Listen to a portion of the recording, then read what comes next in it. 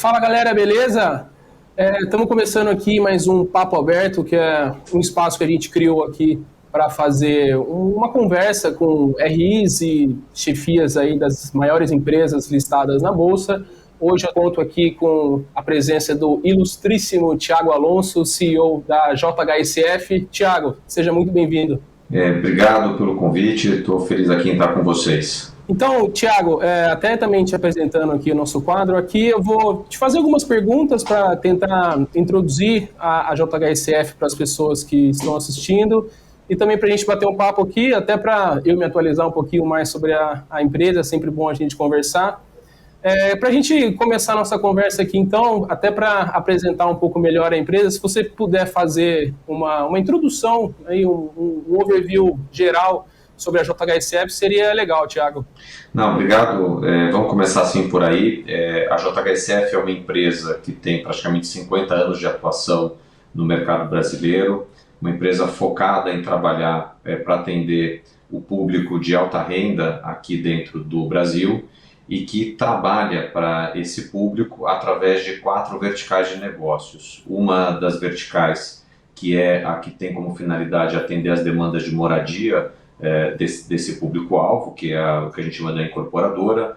Uma segunda área de negócios é aquela que está voltada para as necessidades de consumo dessa faixa da população, que é a parte de renda recorrente, e depois tem 2 outras, uma focada na parte de hospitalidade e gastronomia e uma quarta unidade que ela é voltada mais para as necessidades de viagens. Então, na unidade de hospitalidade e gastronomia é onde a gente trabalha junto com o Rogério Fasano, os hotéis e os restaurantes que levam a marca Fasano aqui no Brasil e no exterior, e também a parte de viagens. Ela hoje é composta essencialmente pelas atividades que são desenvolvidas a partir do São Paulo Catarina Aeroporto Executivo, que é o primeiro aeroporto no Brasil voltado exclusivamente para aviação executiva. Não, legal. Eu acho isso extremamente interessante com relação à JHSF, da diversidade operacional que ela propõe ali para os seus clientes. Eu, inclusive, quando eu comecei a cobrir a empresa ali em 2018, 2019, eu vi a empresa com um foco diferente até do que é hoje, e eu vi também o valor das ações da JHSF sair de R$1 para R$10 e hoje ali em torno dos R$7. Com uma pergunta um pouco mais direcionada para o que o investidor quer saber, né, a quem compra a ação, o que você acha que destravou tanto valor assim, vindo lá de 2018, como que mudou o comportamento da empresa com relação ao investidor e também com o investidor pessoa física, que cresceu não só na Bolsa, mas também na base da JHSF nesses últimos anos? Eu me sinto pouco à vontade aqui, diante da sua especialidade, aí, que é fazer análise de ações, poder fazer algum comentário mais específico e pontual sobre a ação, né? O que eu posso afirmar para todo mundo é que a empresa é muito focada em atender o cliente de alta renda. É uma empresa que tem uma cultura muito forte, baseada vamos dizer, em 3 pilares aqui de valores que são extremamente importantes para a gente, que é a construção de relacionamentos de longo prazo, um propósito que ele está muito associado com melhorar a qualidade de vida dos nossos clientes, e é uma motivação de trabalhar com qualidade e excelência. Isso não teve nenhuma mudança importante na companhia nos últimos anos, a não ser um fortalecimento da conscientização da equipe como um todo com relação a esses 3 pilares aqui que eu acabei de destacar. O que acabou acontecendo com o tempo foi que, em função de uma mudança, e nesse caso essa mudança foi positiva, do cenário macroeconômico nos últimos anos, a gente viu a atividade de incorporação da JHSF, que estava num ritmo relativamente baixo, ela crescer participação relativamente às demais atividades que a gente desenvolve. Mas quando a gente olha para frente, né, o que a gente vê é que as 4 unidades de negócio elas estão com planos de crescimento que são bastante claros e que estão sendo trabalhados aí internamente no sentido de entregar isso para os nossos acionistas, que passam por crescer a atividade do aeroporto, por crescer a atividade de hospitalidade e gastronomia, a de renda recorrente e também a atividade de incorporação. Então, essas 4 áreas, elas vão, nos próximos anos, né, ter a sua dinâmica de comportamento. E eu acho que um ponto que também a gente não pode deixar de contextualizar é que praticamente o último 1 ano, né, a gente está em março de 2021, foi um ano muito atípico do ponto de vista do funcionamento de 2 dessas 4 atividades que nós desenvolvemos, né? Tanto para a parte de hospitalidade e gastronomia, quanto para a parte de shopping centers. Então, isso até acaba gerando um pouco mais de distorção entre como fica distribuídos, melhor dizendo, os resultados, as próprias receitas, entre as 4 unidades de negócio. Sim, a gente via, acho que até 2019 ali, uma participação no resultado de total muito ligado ao segmento de shoppings, ali era um grande responsável, né, pelos números, e aí em 2020 acabou caindo bastante, naturalmente, por causa de tudo isso que aconteceu, e também por isso a incorporação acabou subindo bastante no ano de 2020, provavelmente em 2021 deveremos continuar vendo essa guinada. E aproveitando essa entrada aqui no ano de 2020, pandemia, coronavírus, quais foram as principais medidas ali que vocês tomaram, cuidados na própria empresa, vocês estão todos em casa, né, e também com seus clientes. Eu sei que vocês consideram o relacionamento com o cliente muito importante, vocês colocam o cliente lá em cima na sua cadeia de prioridades, né? Como que vem sendo isso no histórico aí de 2020? Eu acho que o ponto central, acho que você já até matou a charada aqui, né? Nós, como companhia, temos uma visão muito clara e centrada que a nossa prioridade é bem atender o nosso cliente. Então, quando começaram os primeiros sinais de que a gente poderia ter um problema aqui no Brasil, no fundo, a gente preparou a companhia como um todo, né? Para que dentro do cenário que acabou se apresentando, a gente pudesse servir esse nosso cliente com relação àquelas 4 verticais de negócios. Então, no shopping, quando as portas ficaram fechadas, a gente acabou levando muita coisa para o digital, tanto a parte de fashion quanto a parte de comida, por exemplo. Então, até durante o ano passado, nós criamos 2 aplicativos de comida, um que é o Delivery Fazano e o outro que é o CJ Food, né? Um para atender exclusivamente aqui o braço de hospitalidade e gastronomia e o outro para a gente trabalhar 2 clientes que a companhia tem, né? 2 perfis de clientes, um perfil que é o cliente final, e o outro que é o lojista, a quem a gente também considera dentro da nossa escala de relacionamentos como um cliente. Então, quando a gente viu a pandemia surgir, a gente teve preocupações primeiras, né, com relação à saúde, e foi aí buscar preservar ao máximo tanto as pessoas que trabalham no time, tanto quanto os nossos clientes e os nossos parceiros. Na sequência disso, veio uma preocupação que ela era com a continuidade dessa prestação de serviços para esses 2 perfis aqui de clientes que eu há pouco me referi, e aí o fato da gente já estar bastante adiantado com ferramentas de digitalização permitiu a gente fazer essa virada de uma maneira muito rápida. E aí, já mais para o segundo semestre do ano, quando a gente teve aquele processo de reabertura gradual dos negócios, a gente também recebeu de volta o fluxo, tanto nos hotéis quanto nos restaurantes e também nos shopping centers, sempre com muita atenção a protocolos de saúde, e isso fez com que a gente tivesse uma recuperação, inclusive, bastante boa durante o 4º trimestre. Então, acho que a gente, como companhia, segue entendendo que a gente tem aí um propósito empresarial e quer fazer isso com muita responsabilidade e de maneira sustentável para os nossos clientes e também para os nossos acionistas. Até aproveitando o seu comentário sobre a digitalização de todo o processo e também ao atender o seu cliente, né? A gente discute bastante aqui se toda essa rampagem aí do digital que aconteceu em 2020 vai se sustentar, ou se as pessoas assim que abrirem os shoppings novamente vão voltar a frequentar os shoppings e a comprar de forma física, né, na loja física. Você, com seu cliente aí de alta renda, um cliente realmente diferenciado, como que você enxerga que vai ser a evolução daqui para frente em termos de usabilidade dessa digitalização? Você acha que as pessoas se adaptaram e vão manter esse perfil? Ou você acha que com uma vacina já adiantada, uma economia e uma situação nossa do Brasil aqui já normalizada, as pessoas vão voltar a entrar novamente nos shoppings e retomar uma vida que a gente via ali em 2019?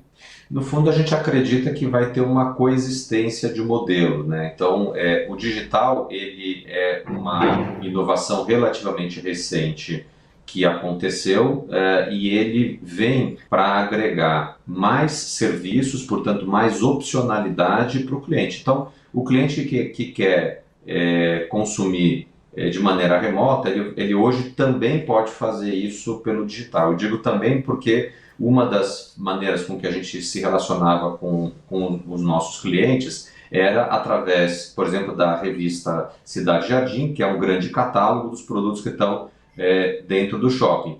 E hoje a gente pode manter a revista Cidade Jardim, a gente tem o CJ Fashion, o CJ Food, quer dizer, vários aplicativos que a companhia lançou aí nos últimos anos que dão essa flexibilidade para o cliente e ao mesmo tempo a gente está lá de portas abertas, recebendo o cliente que quer ter a experiência física. No final do dia, o que a gente tem muita convicção é que o fluxo de pessoas para qualquer lugar, num futuro aqui próximo, ele vai depender muito do desejo da pessoa de ir para aquele lugar. Porque nos últimos meses ou no último ano, o que aconteceu? Todos os lugares que podem se digitalizar, de alguma maneira encontraram uma forma de ir até o cliente. Então, o propósito dos espaços, ele vai ser cada vez mais importante, criando no usuário daqueles espaços um real desejo de estar lá. Então, como é que a gente, enquanto empresa, adapta o que a gente oferece em cada um desses espaços, sendo cada vez mais relevante no sentido de atender pessoas que moram numa região próxima a cada um desses estabelecimentos. Então, isso nos faz, inclusive, querer ir cada vez mais para perto dos nossos clientes. Então, a gente tem visto algumas oportunidades aí nos últimos anos de estar cada vez mais perto do cliente. E quando é necessário, a gente vai lá e monta uma estrutura, inclusive física, perto da casa do cliente, dando a ele alternativa. Assim, se você quer remoto, usa o aplicativo ou usa a revista. Agora, se você quiser até um espaço, vem aqui que eu vou te receber com segurança, com conforto. Quer dizer, a sua experiência física vai ser uma experiência rica, né? Então, quando a gente viu, por exemplo, o segundo semestre do ano passado, essa reabertura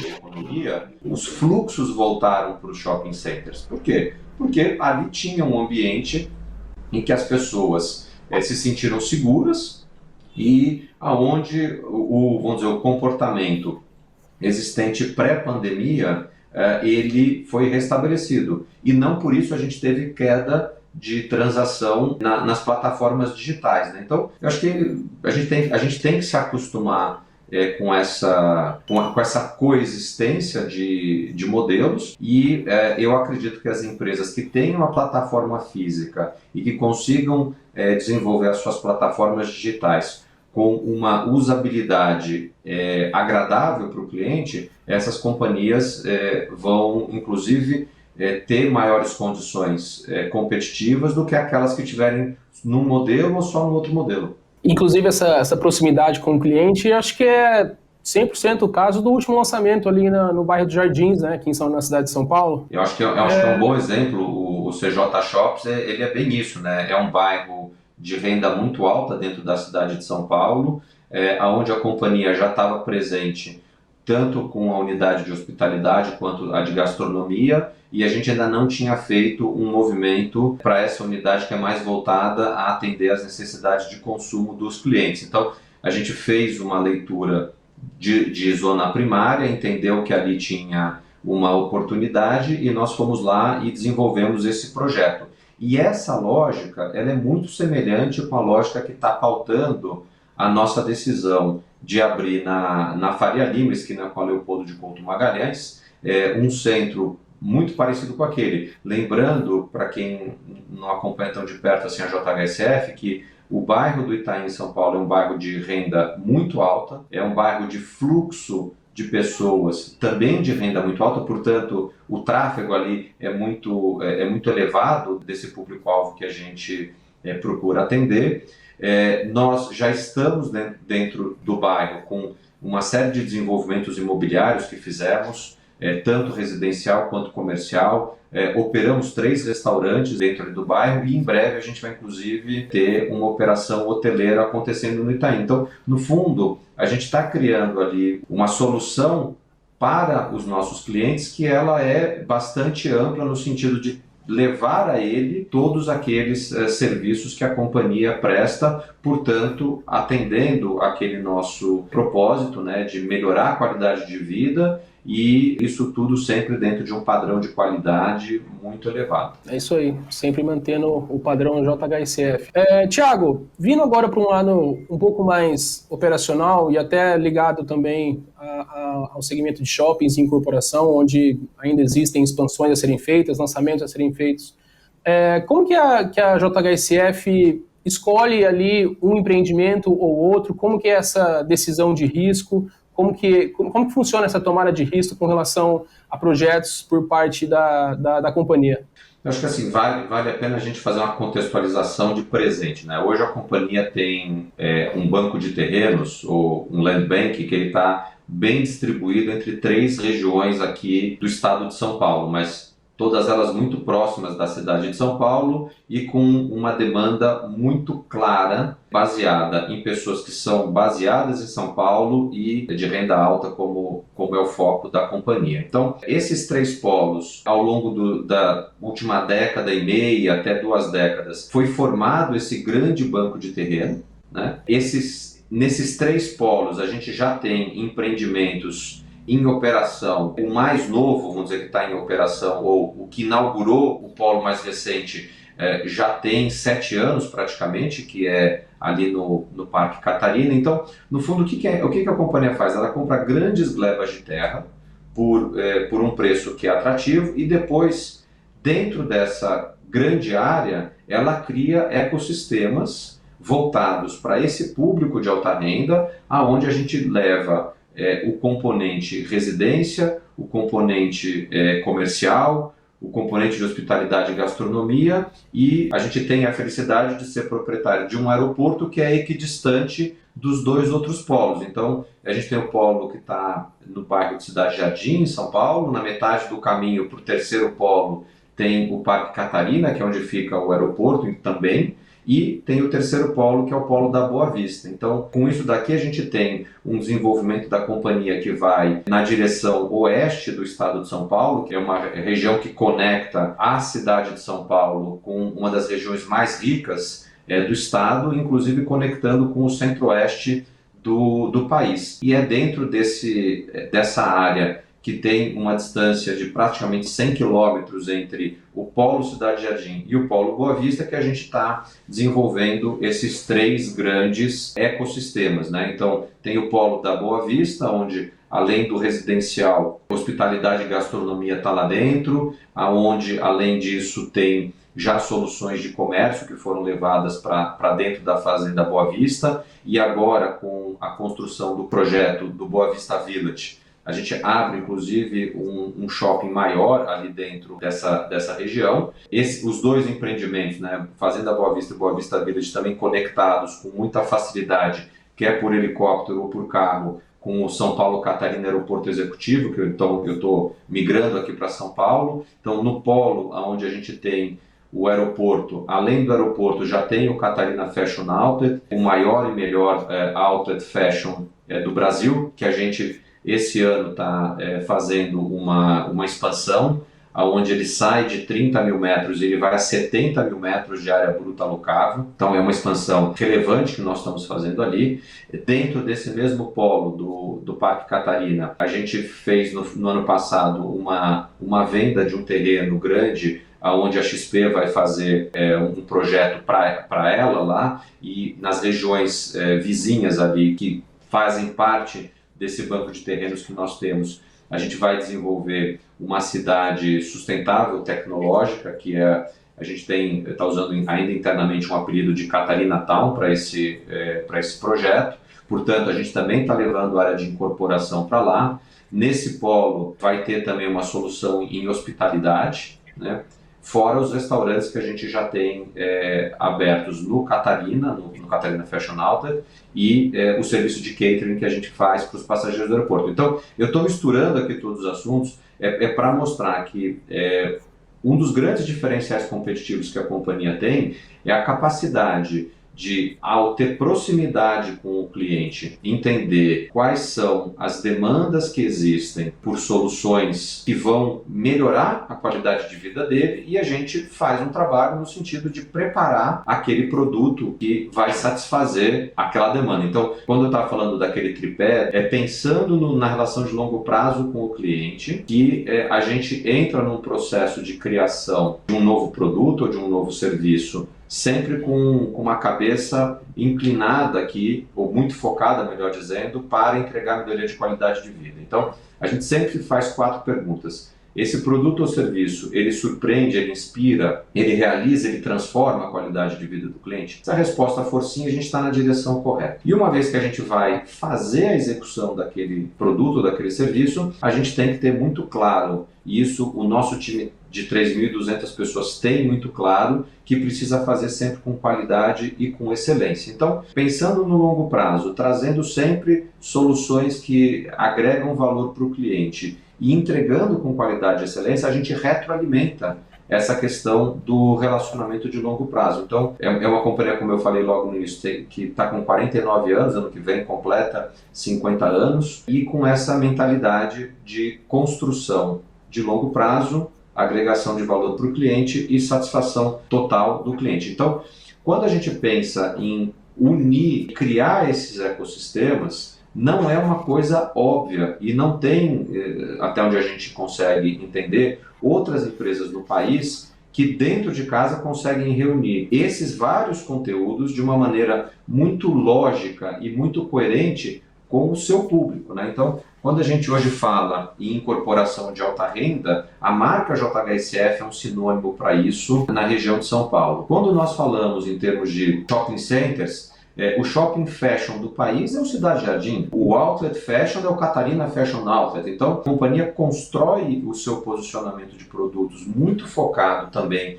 nesse cliente da alta renda. Quando a gente vai falar de hospitalidade e gastronomia, a marca Fazano, ela traduz o que tem de melhor aqui no país em termos dos dois, né? E mais recentemente a gente viu que tinha um gap aí a ser cumprido ou a ser ocupado com relação à parte das viagens, e aí fez um investimento no São Paulo Catarina Aeroporto Executivo, que fecha, né, nesse momento esses 4 grandes conteúdos que a companhia consegue unificar nos seus projetos. Então, o Parque Cidade Jardim, que é aqui em São Paulo, as 3 torres comerciais, cada uma delas tem um heliponto. Aí alguém fala assim, mas precisava fazer 3 helipontos no mesmo projeto? Sim, porque a gente quer a comodidade. Não importa se o cliente está na torre 1, na torre 2 ou na torre 3, ele sobe, pega o helicóptero e vai para o seu destino, seja o Catarina, o aeroporto, seja a Fazenda Boa Vista, ou seja qualquer outro destino que esse cliente deseje ir. Mas isso é conveniência, isso é conforto, isso é entregar um produto com qualidade e com excelência para os nossos clientes.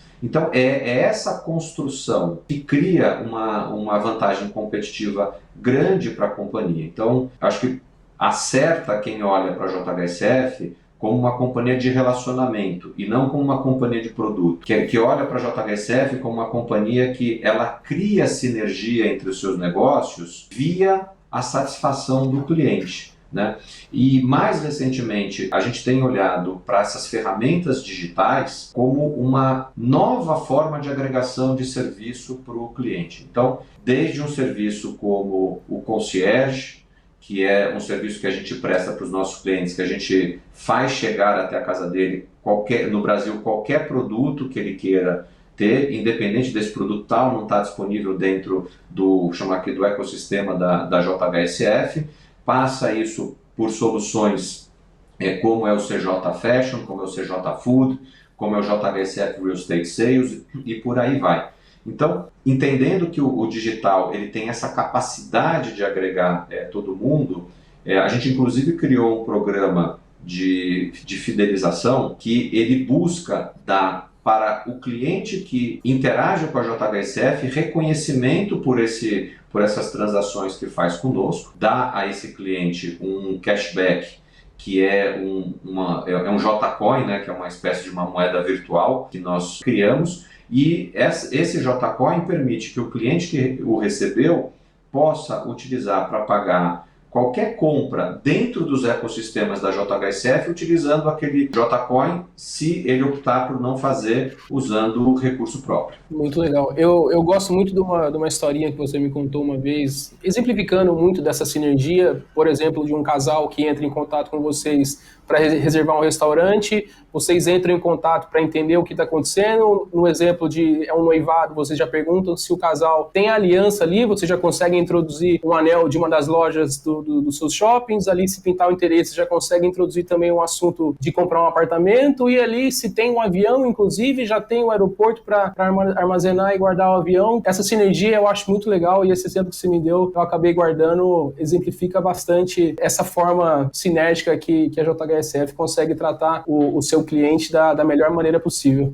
Thiago? Eu acho que assim, pegando um gancho no que você acabou de falar, né, eu acho que quanto mais a gente conhece o cliente e quanto mais possibilidades da gente bem servir a companhia tem, melhor a gente pode fazer esse tipo de atendimento. Então, esse caso que você acabou de citar, ele não é um exemplo fictício, ele é um exemplo verdadeiro de um cliente que comprou um imóvel, ganhou Jcoins, quis usar o Jcoin para pagar uma conta de um jantar que seria, segundo ele, comentou com o nosso pessoal, um momento especial onde ele ali ia pedir a mão da então namorada em casamento. A gente entendeu que aquilo era uma data especial para ele, aquilo virou um complemento com uma diária de hotel, aquilo virou a compra da aliança de casamento, né, de noivado, melhor dizendo, e esse é um cliente que a gente vai cuidar dele, dos filhos, sempre com essa cabeça, né, de poder levar a solução de moradia, que foi onde tudo começou, de gastronomia, que foi onde ele deu a oportunidade da gente mostrar um bom uso para os Jcoins, da hospitalidade, porque era conveniente naquele dia ele se hospedar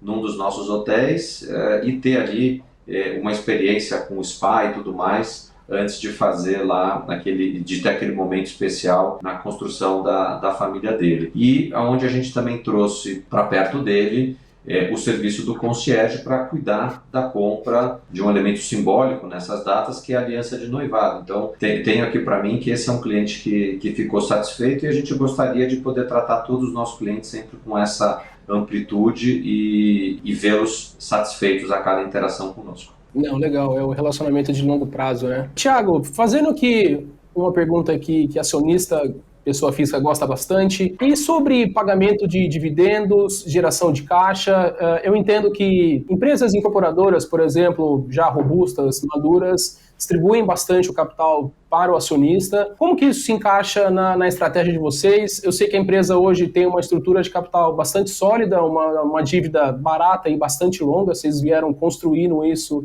com bastante mérito, inclusive, aí nos últimos anos. Como que essa geração de caixa e pagamento de dividendos se encaixa na estratégia da companhia hoje, Thiago? Eu acho que assim, todo o trabalho que foi feito aí nos últimos anos, no que diz respeito mais especificamente à estrutura de capital, ele foi feito de tal forma a permitir que nós adequássemos a estrutura de capital e a estrutura de dívida para que a maior parte possível da geração de fluxo de caixa operacional ela pudesse ser destinada para remunerar o acionista, os acionistas, né? Hoje nós somos cerca de 130 mil acionistas na JHSF. Então, essa estratégia de crescimento de fluxo operacional que nós temos, que passa, portanto, pelo crescimento da incorporadora, dos shoppings, da parte do aeroporto e de hospitalidade e gastronomia, é para fazer com que cresça o fluxo de caixa operacional. A gente tem um desejo, portanto, de com o crescimento do fluxo de caixa operacional, poder aumentar gradativamente a distribuição de dividendos, né, para os nossos acionistas, e com isso entregar não só crescimento na companhia, como também um bom nível de retorno via dividendos para esses 130 mil acionistas que nós temos hoje como base da JHSF. Então, eu acho que foi isso. Assim, a gente trabalhou duro aí no sentido de reperfilar a dívida, conseguiu fazer isso e ao mesmo tempo baixar bastante o custo de financiamento para a companhia, fez duas ofertas de ações recentes que reforçaram, né, a disponibilidade de caixa da companhia e está vendo uma geração operacional de caixa bastante robusta, fruto desse trabalho do dia a dia, que a boa entrega de qualidade e excelência que os nossos 3.200 colaboradores estão fazendo para os nossos clientes especiais, que estão se sentindo atendidos naquela questão de melhoria de qualidade de vida e que tem reforçado conosco essa relação de longo prazo. Então, acho que aqui é até legal que dá para a gente amarrar como é que a estratégia financeira, né, que a gente está desenvolvendo hoje, como é que ela está cruzada com a questão de cultura e de valores que a companhia tem. E por fim aqui, Thiago, vou fechar com uma pergunta um pouco mais aberta. E para 2021, quais são os planos? Eu até visitei recentemente lá a Fazenda Cidade Jardim, vi lá o Boa Vista Village também, obras a todo vapor. Eu sei que tem expansões de shoppings aí também no gatilho para ser feito. Até a digitalização, como que vocês pretendem caminhar com isso? O que podemos esperar para 2021 com relação à JHSF? Acho que 2021 é, na verdade, uma continuação de 2020, né? Assim, a gente tem movimentos, né, da companhia que eles são movimentos de vários anos, né? Por exemplo, você está falando do Boa Vista Village como um dos projetos que a gente está desenvolvendo. O Boa Vista Village, ele vem na continuação do desenvolvimento do complexo Boa Vista. Então a gente tem a Fazenda Boa Vista, tem agora o Boa Vista Village, né? E aqui eu vou te dar em primeira mão, a gente tem o desenvolvimento já do Boa Vista Estates, que é o terceiro projeto nosso dentro daquela região, que é fruto da compra de um terreno que nós fizemos em agosto do ano passado. Então, 2021 vai ser um ano de muita atividade, tanto comercial quanto de obra, no Boa Vista Village. Está sendo um ano de muito trabalho de prancheta com os arquitetos na construção do master plan do Boa Vista Estates, isso para falar daquele polo. Quando a gente fala, por exemplo, do polo aqui de São Paulo, a gente tem as obras que estão acontecendo do residencial Fasano Cidade Jardim. No mesmo complexo nós estamos fazendo a expansão do shopping Cidade Jardim e em breve a gente inicia a construção do Hotel Fasano Cidade Jardim, que vai estar tudo isso incorporado a um polo onde a gente já tem as torres comerciais, torres residenciais e o shopping. Então, aqui é reforçando esse conceito de criar esses ecossistemas, onde toda essa oferta de produtos e serviços que a gente se propõe a fazer, ela está ali oferecida e à disposição dos nossos clientes. E por fim, mas não menos importante, tem no polo do Parque Catarina as obras de expansão do Catarina Fashion Outlet, a própria evolução operacional do aeroporto do São Paulo Catarina e por aí vai, né? Então, assim, acho que é um ano de trabalho tão mais intenso para a companhia do que foi 2020, né? E a gente vai seguir essa nossa jornada, quer dizer, acho que quando a gente olha para frente, o tamanho que quer ter da incorporadora versus o land bank que nós temos, a gente está falando que tem de 15 a 20 anos de terrenos que já estão dentro de casa, está destravando em termos de valor para a companhia. Eu acho que esse número aqui em termos de proporção, né, se não é o mais alto aqui no mercado brasileiro, deve ser um dos mais altos em termos de tamanho de land bank versus realização desse VGV por ano, né? Então, ali está claro, né, que a gente tem uma avenida de crescimento e a gente precisa pensar, agir com um olhar de curto, médio e de longo prazo. Na parte dos shopping centers eu já falei de duas expansões, mas além que a expansão do Cidade Jardim e a expansão do Catarina, além disso a gente tem a construção do shopping dentro do empreendimento Boa Vista Village. Portanto, é um shopping que vai nascer ancorado por uma vizinhança que é tanto da Fazenda Boa Vista quanto do Village. Então, um mix de lojas ali que vão estar muito coerentes com esse público que é proprietário do Complexo Boa Vista. Tem mais um projeto, vamos dizer, multiuso que a companhia faz. Tem um projeto ainda para a gente lançar, que fica no bairro do Real Parque. Para quem não conhece, o bairro do Real Parque está a nem 1 minuto de carro distante de onde fica o Shopping Cidade Jardim, um outro projeto multiuso de residencial integrado a shopping, um projeto muito parecido com o próprio projeto do Shopping Cidade Jardim em termos de desenvolvimento multiuso, portanto, outro multiuso que a companhia está fazendo. E por fim, tem o shopping ali na Faria Lima, que ele está integrado todo esse conceito da gente estar cada vez mais próximo, né, dos nossos clientes. Então, você me fez uma pergunta, deixa eu amarrar aqui a resposta. Eu acho que como companhia, a gente tem um conhecimento bastante bom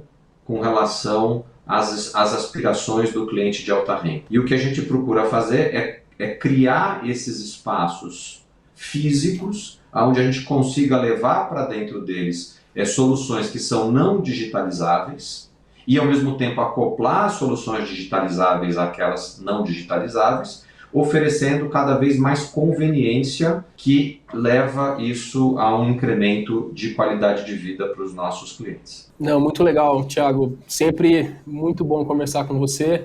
Pessoal, eu espero que todos tenham gostado do nosso bate-papo aqui com o Thiago Alonso, CEO da JHSF. Thiago, se você quiser deixar uma mensagem final aí, deixar as suas últimas palavras do nosso papo aberto aqui, fica à vontade. Legal, primeiro agradecer vocês aí do Papo Aberto pela oportunidade da gente trocar um pouco de ideias aqui, deixar à disposição de quem por acaso assistir esse vídeo e tiver alguma dúvida, algum comentário que queira fazer, para avisar a gente pelo ri@jhsf.com.br. Espero que todos sigam aí bem e que em breve a gente possa estar nesse bate-papo presencial. Legal, é muito bom conversar com você aqui, um relacionamento sempre muito próximo aqui que a gente tem, que a JHSF tem com analistas e tudo mais. Pessoal, eu realmente espero que vocês tenham gostado, a gente se vê no próximo Papo Aberto, então um abraço e tchau, tchau.